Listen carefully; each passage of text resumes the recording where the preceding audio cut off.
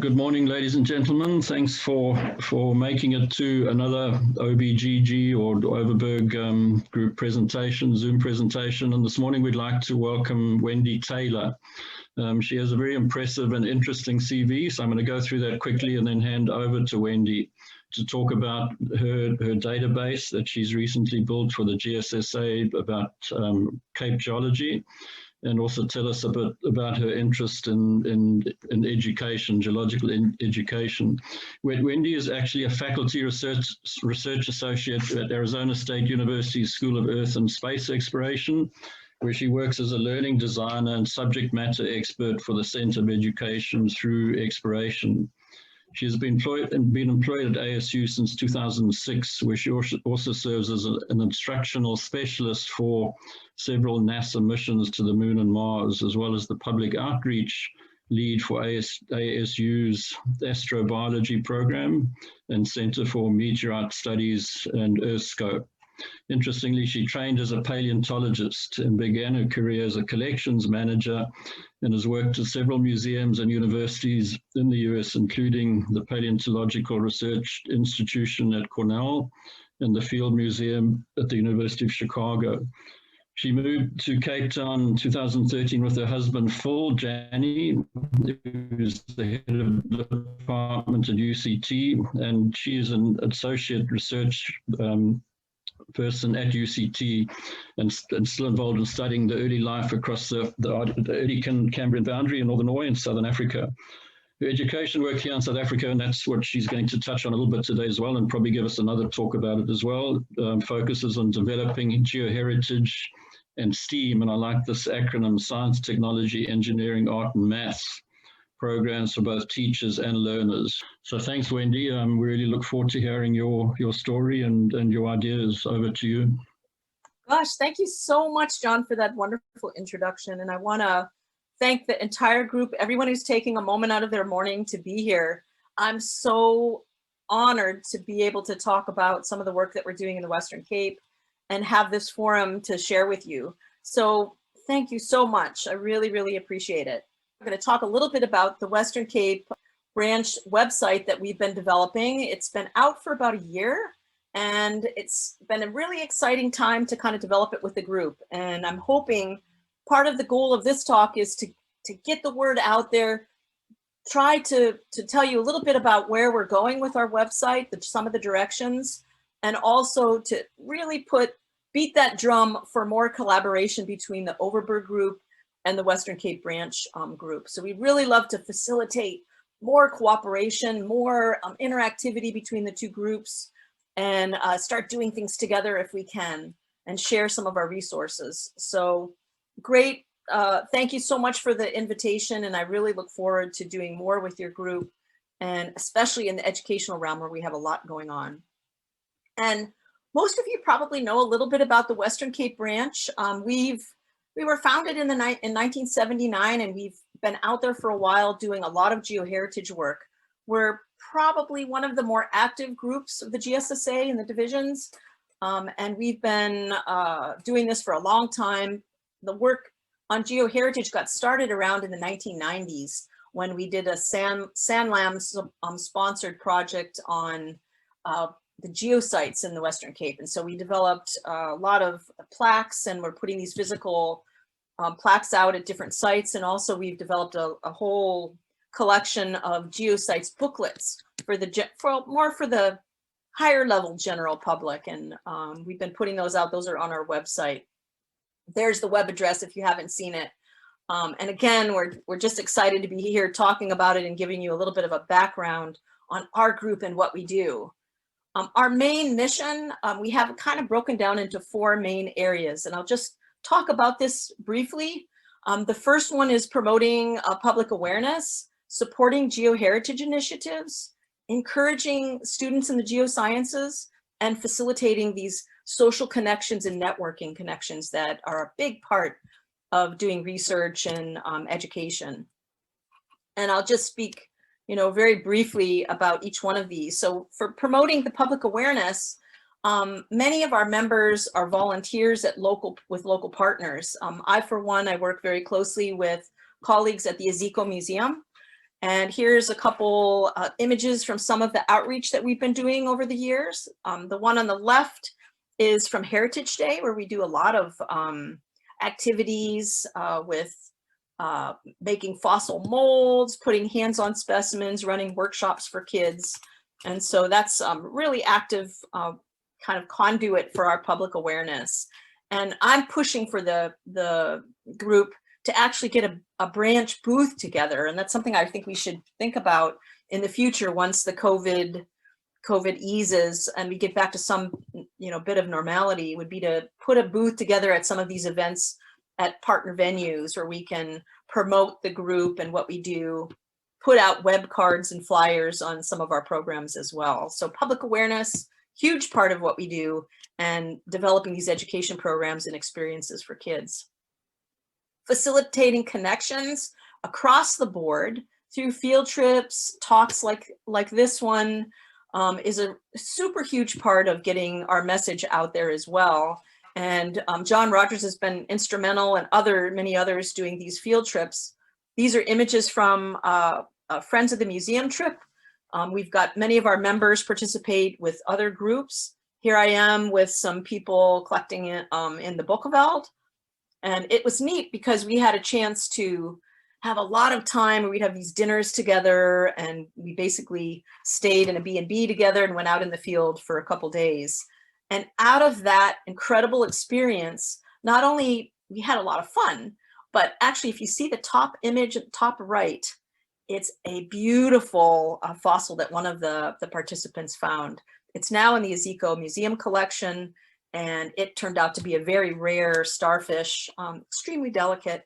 So out of these field trip experiences, we really do facilitate connections across the board, people of all ages, all backgrounds. It's something that we really feel strongly about. I'm hoping we'll be able to get back on track with the field trips in the future.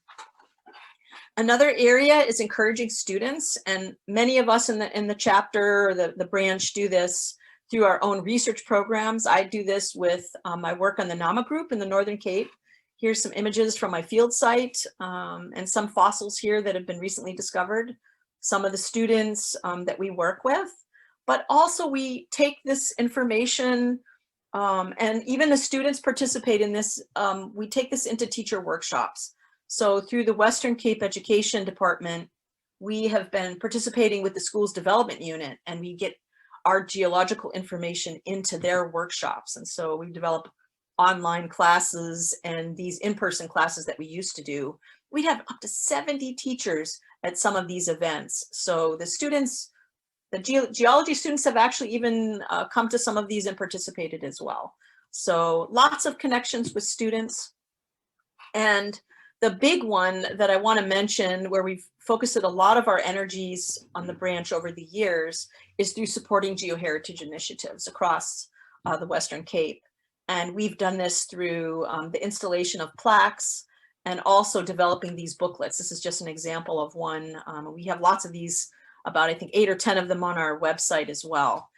They're pitched for a kind of a higher level general public audience, but we'll be revamping these and doing a series for teachers that'll be teacher friendly, that can be used in the classroom with maybe some activities as well.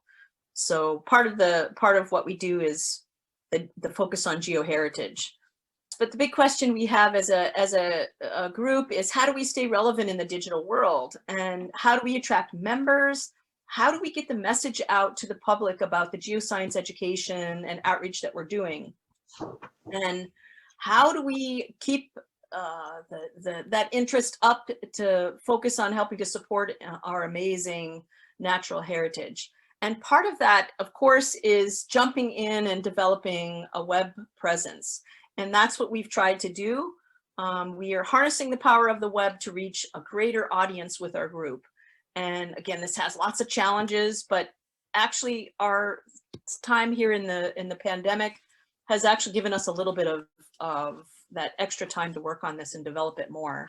What we'd like to do is create this website. We've got kind of the framework up, and we're going to be building that out over the next year, especially the education pages, where we want to really focus some effort to try to attract these younger audiences, students, kids, teachers, that sort of direction. But as we do this, also asking questions to ourselves, how do we thrive? We can put a website out there, but how do we really get it to be out there and reaching lots of people? And what are some of the things we have to keep in mind as we're developing this online presence? And the one thing that, this is a little list that I put together, that kind of things that stick out in my mind, is emphasizing the lifelong learning. And this is continuous learning, you know, that goes on your whole entire life. That's such a part of adapting to this new digital world.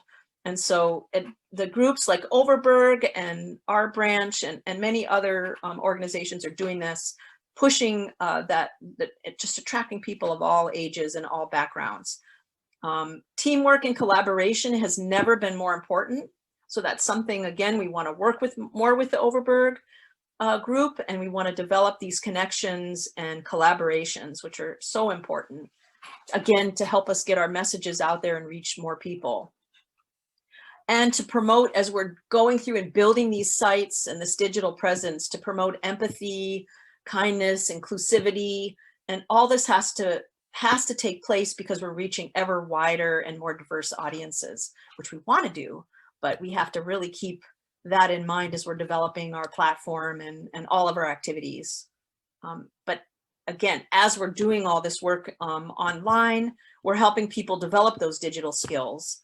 And through that, creating this positive, really safe learning environment where people can connect with experts, people top in their field who might be retired now and have the time to mentor students and get involved. So we really want to try to facilitate this positive learning environment and involve as many people, make our stuff really accessible. And part of that, one of the challenges we have is, how do we display this geological data for geoheritage and geoeducation, the geosciences? And I just want to call out my good friend and colleague, Cameron Penn-Clark, who's been working a lot on this. And we have been doing these plaques and putting out these physical standards for the public to see at the geosites. But as we get more into this digital environment, we're looking at app-based experiences and this whole app-based ecosystem that's taking hold. And Cam is working with a local company to get this going. And I want to just kind of showcase, he's given talks on this before. Cam's at the CGS in Belleville. And this guy is an amazing researcher. He is an incredibly passionate about education and training. And so I really want to put, you know, my highest adoration out there for Cam and all his hard work. So, and what he's been doing is taking all these, kind of making all the information that's out there, the wonderful maps that they're creating through the CGS on geology, all the geoheritage materials that we've created through our booklets, taking it from the static map into the interactive geologic map. And this is the Cape Farm Mapper that Cam helped develop with the Western Cape government. This is an incredible website, and you can see it's an interactive map of South Africa. The Western Cape is the main focus here, and I can zoom in a little bit and show you. And there's all these different layers and different things that you can turn on to look at the units. And so this is our dream, is to develop something like this that we can put on the Western Cape branch website, where you can navigate around, look at the units, and connect with the geosites. And maybe even have virtual field trips to some of these different sites. So the interactive is, how do we make these interactive experiences where the general public can really learn more about geology and delve into that deeper learning. And this is the company that they're working with. It's called Forge, and it's an online trail map. Cam knows more about them. He could probably talk about this better than I can, but they have this great online tool. Here's their website, forgesa.com, and you can go and take a look, and you can actually see some of their examples Then you can download this information on your phone, I do believe, for field trips that you want to take locally. What CAM and Forge are developing is this incredible interactive geological map that is sitting on a cell phone. So this app here is just showing you all the information that it integrates. It's geological map, based on the million map data. And also it's incorporation of a lot of information from various other sources like publications, our booklets, experts in the field, SACs, all these sources are being funneled into this app. And right now it's a demo stage. So I'm going to show you, this is a proof of concept, and we're hoping to get funding to get this to go forward. And so this would be something you could download on your phone, and we'd like to have a version of it for websites as well. So, and this is just showing you some of the attributes, a little video running. I'm hoping it's running well. And it shows folds, faults, mineral resources, lithology, and these are all displayed as layers that you can toggle on and off. So this would be really amazing. So you could take this out into the field with you and access areas where you might be visiting, and you know, the tourism potential is there as well. Some of the geoheritage attributes would be linking into the geosites, showing some examples here. And this is sea point contact, and you could display pictures of the sites, the units, hyperlinks, all kinds of detailed information. And so this is just giving you a little bit of an idea of how it might work. This is a demo. And so we're hoping to find funding to get this to, here's like integrating some of the booklets, and we hope to apply for funding so that we can really build this thing out with Forge and get it out there on the market. So we think there'll be a lot of interest and great applications for it across the board, even with teaching as well. So the other direction, so we have this app that we're working on, really excited about, but other parts of what we do through the Western Cape branch is how we can reach out and inspire youth. And so that's through maybe developing online games and activities to really engage students in the geosciences. And so here's a screenshot of some small labs that I've developed with colleagues at Azico. These are done in an online system called Smart Sparrow. And in these labs for kids, they're mostly intermediate and a little bit older kids into high school and middle school levels. We're using these interactive online tools. So there's basically the learners can go through these little courses. They can play around with lots of media, quizzes, puzzles, and that also links in videos from experts like Jim Galing from South Australia down here. And hopefully we'll get these on a platform that we can link to the website. But the focus here is, again, all South African centric learning and looking at the geosites and the stories they tell, giving students and teachers an appreciation of that sense of place. So many of these great sites are in their backyard. And so it's uniquely South African. It brings in resources, you know, from different countries and different places in the world. But we're trying to stay focused on South Africa and to link to the curriculum, the CAPS curriculum, as much as we can. So there are these online experiences for kids that are through the museum, but we also are working with the Western Cape Education Department, and we're developing, using the learning management system called Moodle, we're developing a series of, we have a Moodle Cloud School. And so what we've done is I've worked with the School Development Union, and we've created this online school with teacher training modules. And so one of them is, it's not shown here, but there's another one called Earth and Beyond. These are the main curriculum strands down below: energy change, matter materials, life and living, and Earth and Beyond. So we're developing this.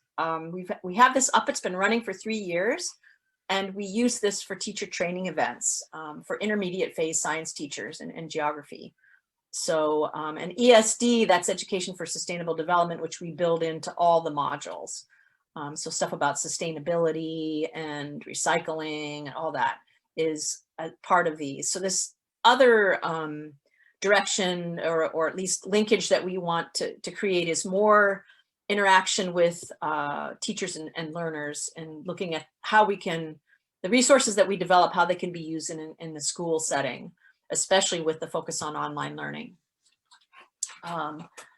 Other tools that we are excited to bring in as part of links on our website, so this is an area I'm super interested in, are these free tools that you can find online.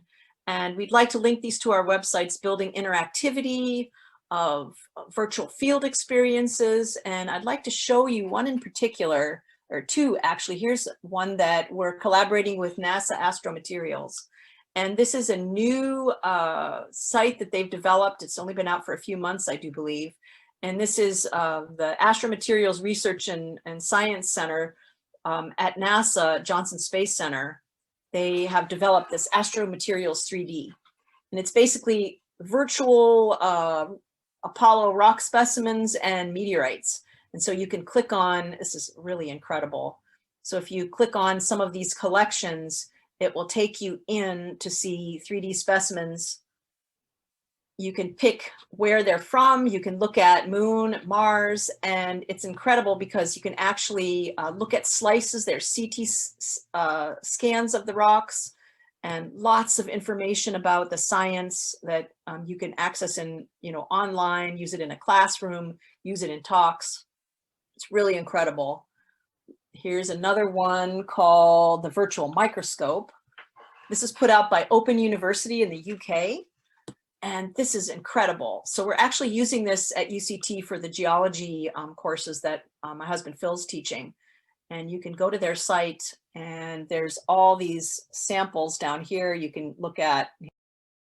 You basically can pull up thin sections, 3D specimens. You can search for different types of rocks. You can, and all this can be linked directly and embedded in a website. So we're hoping to have these tools that when people come to visit our site, they can link out and find these resources. Another one is Earth at Home. And this is put out by the Paleontological Research Institution, where I used to work in Ithaca, New York. And this is an incredible site. This has all kinds of virtual field trips and virtual collections. And I wanted to show you, let's see if I can find, there's virtual collections here. I'm not sure it's going to let me scroll, but of rocks and fossils. And so if you go here, you can check out the specimens, and it gives lots of information about this, all the different collection types. There's a digital encyclopedia of ancient life, lots of tools that we can connect with. And let's see, here's a digital encyclopedia. And so you can go in there and look around. There's field guides, information on basic earth science. So lots to see, lots to look at. And these tools are really powerful. So in addition, on our site, we hope to have a video gallery, and maybe it would be super fantastic if we could link in with the Overberg and help promote some of the talks that you're doing, which are really, really great. Other tools that we're interested in are things like the Howard Hughes Medical Institute has a whole huge website called the Biointeractive, and there are things like the Earth Viewer. This is an interactive globe that you can move this dial and you can see how the continents change. And I do have, here's the interactive here. Just to give you an idea of what it's like, you can see the continents. This is great for teaching, going back through time. And there's also a lot of in-depth resources. There's charts, temperature, oxygen, carbon dioxide. So this is another great tool that can be used for teaching that you can link to your website. The other one I'd like to mention, one that I'm involved in, are developing virtual field trips. And so this is through Arizona State University, and we've got a site called Virtual Field Trips, Virtual Immersive Field Trips. And all along the bottom here, you can see these are all what we call VFTs. And so you basically can visit these sites virtually, and some of them have labs that are developed for learning, or you can do an unguided experience. And these are just media captured in the field with cameras. And we stitch the images together to create these 360-degree environments. Also, we have, not to mention, just the VFTs, but we also have a game-based one that we've developed. And that is something that I helped work on. It's called Surviving Extinction. That is more of a game for kids to study the evolution of mammals and dinosaurs. So there's this VFT, virtual field trips is something that we'd like to see developed for South Africa. These are from all over the world right now that ASU has developed. One thing I want to mention at the very end here is just a little bit about a new project that I'm starting that relates to the VFTs, and that's creating a virtual field trip to VREDEFORT Basin. And I'm super excited about this. This is in collaboration with the NASA Astromaterials Division. And this would be developing a virtual field experience, one of those 360-degree environments, but also a teacher kit that would include information on impacts and meteorites and asteroids. And this would include 3D models. Here's one shown of the basin created by Matthew Huber. And we're hoping to link up with Roger Gibson and Elizaveta and Matthew to develop this VFT and the kit that would go with it. And so this is kind of an exciting time to get going on these virtual field trips. And I just want to leave it there and open the floor for questions. So thanks so much for your time, and look forward to any questions that might be out there. Thanks. I'm sure you're going to have lots of questions, John Blaine. I was just starting to think there when you were talking about all that, you know, just what John and I have been trying to discuss over the last year or so, and we were anticipating kicking off our field trips in this part of the world with GeoCongress last year, and we actually had a nice deadline of the end of June for the first sort of walkthrough of our rather primitive attempts here. And I think that things have moved so fast in the last year, while everybody's been busy at home, that we've now found all the things we need to hook into. So we're never going to have to do another field trip again. A great loss if that ever happens.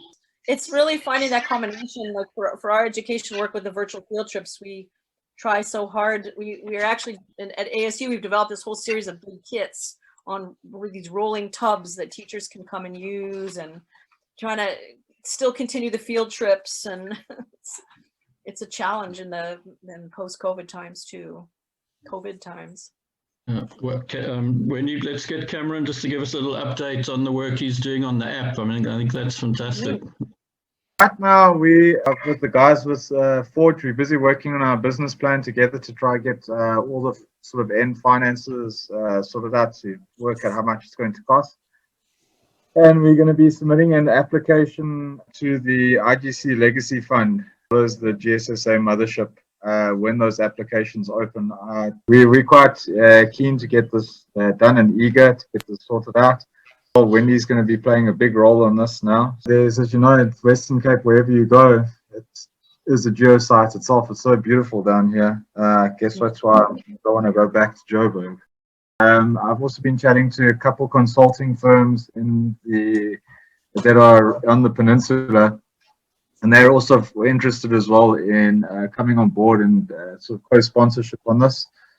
So one of the ideas for fundraising is that it can sponsor the development of one of these geosites. So, you know, we want it to be for the people. So if you come along and say, you know, this looks like a lacquer geospot over here, I want to promote this, then the systems will be in place for you to do that in future. So ideally, that map that Wendy showed you, we saw those green dots, green blue dots. I want it to be covered in geosites in future, and I think it can be done, and it will be done, especially if this is made accessible to all. So yeah, but also thank you very much again, Wendy, for promoting all of the stuff that you're doing, as well as the stuff that all of us in GSSA Western Cape are doing. And yeah, we really would like to get you Overberg Okies involved in this in a big way. So you guys got lots of moist spots over there as well, and you've got a good corpus of people as well. So yes, watch this space. Thanks again. Thank you, Wendy. I wanted to say something, just put this out here. I wanted to thank people like Maurice Villion and Richard Villion and many others who have, you know, we're doing all this work, but it's built on the shoulders of so many. And so that is something that we think about all the time. And I just really want to emphasize that, you know, we're not out doing this on our own. It's built on the work of so many other people who have contributed over the years and are contributing now. And so I didn't name everybody, but it's really something that I want to call out and show my appreciation for. And everything that we put on the website, we really want to make sure that we acknowledge people properly. So. Yeah, and Wendy, if I can just add to that, I mean, you raised a very important point in one of your slides. You had silos crossed out, and I think, you know, in this new age today, obviously there are the tools, you know, to communicate, and yes, the lockdown has been very positive in that sense. But I know, and you know, there is so much good work that's been done, you know, broadly speaking, on geoheritage in this country, and we need to get it out there. And we had a very good discussion with Tanya Marshall from the GSSA, what was it, last week? And one thing I think we need, and perhaps we do it by province, is just as a starting point to register. You can do it in an Excel spreadsheet, and you can have a link to it, and other websites can have a link to it. You know, there is some amazing stuff already done. You know, Morris, for example, is doing the garden route. Yeah. And we've just got to, you know, highlight that better. You know, you've already mentioned the booklets. There are lots of books that have been written by Nick Norman and other people. And wherever you go, there's the Mkonjwan Trail, but it's all a bit disjointed, and it is in silos at this point. And somehow we need to just pull that together. So, you know, if someone comes to this country, I want to look, you know, learn something about the geology. There's a website, you know, these are the provinces I'm going to. You can quickly skip down the provinces, and you can see what booklets or guides or even companies that take field trips, you know, are available in those different provinces. To me, that's one of the things lacking. And then, you know, credit to you. I mean, this amount of information out there, I thought I was quite good in Google and the net, but man, it's just amazing. Yeah. And books, I didn't mention, we want to put a whole page of promoting the wonderful books that people like John Compton, John Rogers, and yeah. There's so much out there. Then we really want to try and promote that as well. Yeah. Okay. So and Henny's point is absolutely right. So we need all of you. That's John Compton, John Rogers, yourself, Cameron, Haley, and we can mention a few others out here in May to come and give us some advice on, you know, how to put all this stuff together and get it into an app and links. And, you know, John Blaine, Dave Morant, who actually was involved in the Mkonjwan Trail, Mike Dorman, a few others, you know, we've already sort of compartmentalized. We've got a plan going for the Overberg, but we need a bit of assistance from, you know, you younger people. Us old fossils are still a little bit hard to direct. Okay, other questions? Yeah, could I just make a few comments? A great talk, and we really appreciate the stuff that you're doing there. And it's right along the lines that we're thinking as well, and we're working along similar lines. And the production of these virtual tours, I think, is a very good idea. As you mentioned, I've actually just completed now a little booklet with a lot of color photos and sites and so on of the garden route, which I think could easily be converted into a virtual tour as well. I have actually run the tour on a number of occasions here just recently. And you know, we looked, Richard and myself, and other things. A tour across the Waterstrand is basically completed. I've finalized one also on the Southern Lowveld and Southern Kruger National Park as well. And so, yeah, we've been pretty active in developing material for a lot of tours. And it's just really a matter of getting these perhaps publicized or converted into virtual type tours as well now. And so we're right behind you with what you're doing, and we'd love to work with you if we can in any sort of way to develop these. And then you've got a hook in Matt Mullins, who I think is doing a lot of the game parks in the Eastern Cape, isn't he, Morris? Yeah, he's just done something on the Kariga Game Reserve, or that Kariga area. Quite a detailed report, guidebook, I guess, yeah.